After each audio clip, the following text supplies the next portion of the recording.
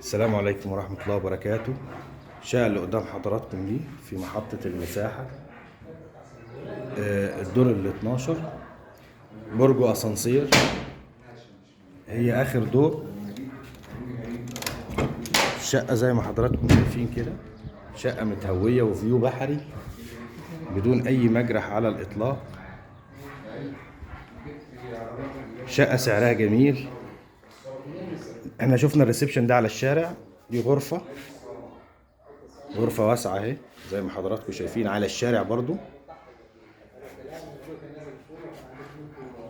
يبقى احنا كده شفنا الريسبشن وشفنا غرفة. شقة سعرها مميز، برج اسانسير في محطة المساحة، يعني قريبة من اول فيصل وقريبة من الجيزة.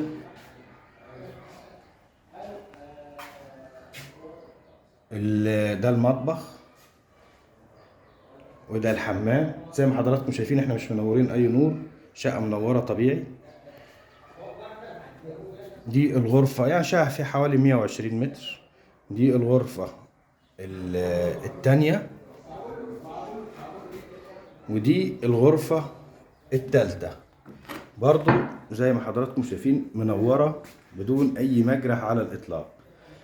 السعر اللي مطلوب في الشقة دي نهائي 700,000، نهائي 700,000. الشقة دي دور اخير اسانسير، بس طبعا الاسانسير بيطلع الدور اللي تحتيها، انت بتطلع دور واحد على رجلك.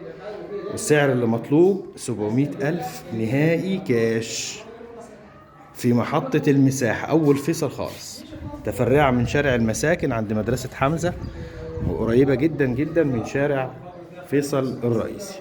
السلام عليكم ورحمة الله وبركاته.